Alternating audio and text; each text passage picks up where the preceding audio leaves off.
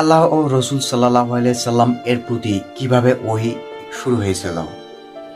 এই মর্মে আল্লাহ তাআলার বাণী, নিশ্চয় আমি আপনার প্রতি সেরূপ ওয়াহী প্রেরণ করেছি যেরূপ নূহ ও তার পরবর্তী নবীদের প্রতি ওহী প্রেরণ করেছিলাম। সূরা আন-নিসা 4 থেকে 163। আল-লাইসি রাহমাতুল্লাহ আলাইহি হতে বর্ণিত, আমি উমর ইবনুল খাত্তাব রাদিয়াল্লাহু তাআলা আনহুকে মিম্বারের উপর দাঁড়িয়ে বলতে শুনেছি, আমি আল্লাহর রসুল সাল্লাল্লাহু আলাইহি সাল্লামকে বলতে শুনেছি, কাজ এর প্রাপ্য হবে নিয়ত অনুযায়ী, আর মানুষ তার নিয়ত অনুযায়ী প্রতিফল পাবে। তাই যার হিজরত হবে ইন্তেকাল লাভের অথবা কোনো মহিলাকে বিবাহ করার উদ্দেশ্য, তবে তার হিজরত সেই উদ্দেশ্যেই হবে যে অন্য সে হিজরত করেছে। হাদিসের মান সহিহ হাদিস ব্যাখ্যা অধ্যায় নম্বর 1 থেকে 2। উম্মুল মুমিনিন আয়েশা রাদিয়াল্লাহু তাআলা আনহু থেকে বর্ণিত, হারিস ইবনুল হিমাস রাদিয়াল্লাহু তাআলা আনহু আল্লাহ রসুল সাল্লাল্লাহু আলাইহি সাল্লামকে জিজ্ঞাসা করেছিলেন, হে আল্লাহর রসুল, আপনার নিকট ওহী কিরূপ আসে?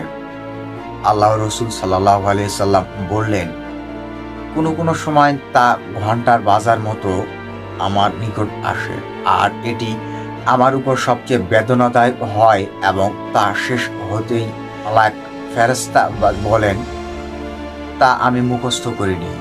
আবার কখনো মালাক মানুষের রূপ ধারণ করে আমার সাথে কথা বলেন, তিনি যা বলেন আমি তা মুখস্থ করিনি।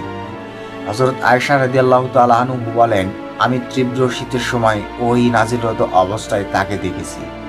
ওহী শেষ হলেই তার লালন হতে ঘাম ঝরত। হাদিসে মান সহিহ হাদিস অধ্যায় নম্বর 1 থেকে 3। উম্মুল মুমিনিন আয়েশা রাদিয়াল্লাহু তাআলা আনহা থেকে বর্ণিত, তিনি বলেন, আল্লাহর রাসূল সাল্লাল্লাহু আলাইহি সাল্লাম এর নিকট সর্বপ্রথম যে ওহী এসেছিল তা ছিল নিদ্রা অবস্থায় বাস্তব স্বপ্নরূপে। যে স্বপ্নই তিনি দেখতেন তা একেবারে প্রভাবের আলোর ন্যায় প্রকাশিত হতো। অতঃপর তার নিকট নিরঞ্জনতা পছন্দনীয় হয়ে দাঁড়ায় এবং তিনি হেয়ার গুহায় নির্জনে অবস্থান করতেন। আপন পরিবারের নিকট থেকে ফিরে এসে কিছু খাদ্য সামগ্রীর সঙ্গে নিয়ে যাবার পূর্বে এভাবেই সেখানে তিনি এক নাগারে বেশ কয়েকদিন ইবাদতে মগ্ন থাকতেন। অতঃপর খাদিজা রাদিয়াল্লাহু তাআলা আনহার নিকট ফিরে এসে আমার একই সময়ের জন্য কিছু খাদ্যদ্রব্য নিয়ে যেতেন। এভাবে হেরা গুহায় অবস্থাকালে তার নিকট ওহী আসলো। তার নিকট ফেরেশতা এসে বলল, পাঠ করুন। আল্লাহ রসুল সাল্লাল্লাহু আলাইহি সাল্লাম বলেন, আমি বললাম, আমি পড়তে জানি না। তিনি সাল্লাল্লাহু আলাইহি সাল্লাম বলেন, অতঃপর সে আমাকে জড়িয়ে ধরে এমন ভাবে চাপ দিল যে আমার খুব কষ্ট হলো। অতঃপর সে আমাকে ছেড়ে দিয়ে বলল, পাঠ করুন। আমি বললাম, আমি তো পড়তে জানি না। সে দ্বিতীয়বার আমাকে জড়িয়ে ধরে এমনভাবে চাপ দিল যে আমার খুব কষ্ট হলো। অতঃপর সে আমাকে ছেড়ে দিয়ে বলল, পাঠ করুন। আমি উত্তর দিলাম, আমি তো পড়তে জানি না। আল্লাহর রসুল সাল্লাল্লাহু আলাইহি সাল্লাম বলেন, অতঃপর তৃতীয়বারে তিনি আমাকে জড়িয়ে ধরে চাপ দিলেন। অতঃপর ছেড়ে দিয়ে বললেন, পাঠ করুন আপনার রবের নামে, যিনি সৃষ্টি করেছেন মানুষকে জমাট রক্তপিণ্ড থেকে। পাঠ করুন, আর আপনার রব অতিশয় দয়ালু। সূরা আলাক 96 1 থেকে 3। অতঃপর এ আয়াত নিয়ে আল্লাহ রসুল সাল্লাল্লাহু আলাইহি সাল্লাম প্রত্যাবর্তন করলেন। তার হৃদয় তখন কাঁপছিল। তিনি খাদিজা রাদিয়াল্লাহু তাআলা আনহার নিকট এসে বললেন, আমাকে চাদর দ্বারা আবৃত করো, আমাকে চাদর দ্বারা আবৃত করো। তারা তাকে চাদর দ্বারা আবৃত করলেন, এমনকি তার শঙ্কা দূর হলো। আমি আমাকে নিয়ে শঙ্কাবোধ করছি। খাদিজা রাদিয়াল্লাহু তাআলা আনহা বললেন, আল্লাহর কসম, কখনোই নয়। আল্লাহ আপনাকে কখনো লাঞ্ছিত করবে না। আপনি তো আত্মীয় স্বজনের সঙ্গে সদাচরণ করেন, অসহায় দুরস্থদের দায়িত্ব বহন করেন।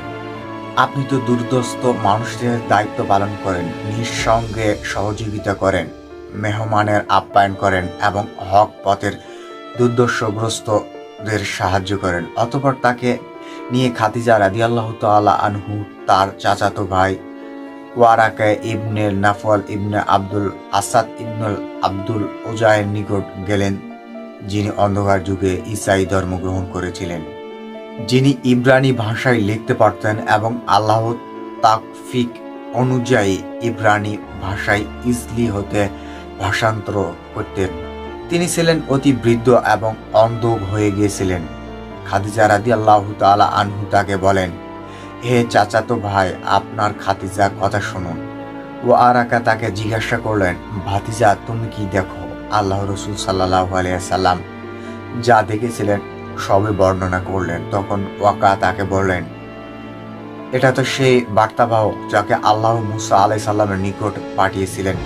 আফসোস আমি যদি সেদিন যুবক থাকতাম, আফসোস আমি যদি সেদিন জীবিত থাকতাম, যেদিন তোমার কওম তোমাকে বহিষ্কার করবে। আল্লাহ রসুল সাল্লাল্লাহু আলাইহি সাল্লাম বললেন, তারা কি আমাকে বের করে দেবে? তিনি বললেন, হ্যাঁ, তুমি যা নিয়ে এসেছো অনুরূপ কিছু যিনি নিয়ে এসেছেন তার সঙ্গে বৈরিতাপূর্ণ আচরণ করা হয়েছে। সেদিন আমি থাকি, তবে তোমাকে জোরালোভাবে সাহায্য করব। এর কিছুদিন পর ওয়াকা ইন্তেকাল করেন আর ওহির বিরতি ঘটে। প্রথম প্রশ্নটি হচ্ছে, আল্লাহ রসুলের কাছে প্রথম ওই এসেছিল কিভাবে? কমেন্টে অবশ্যই জানাবেন। ভিডিওটি আসতে পর্যন্ত ভিডিওটি ভালো লাগলে একটা লাইক করতে পারেন, বন্ধুদের মাঝে শেয়ার করতে পারেন। ভালো থাকেন, সুস্থ থাকেন, আল্লাহ হাফেজ।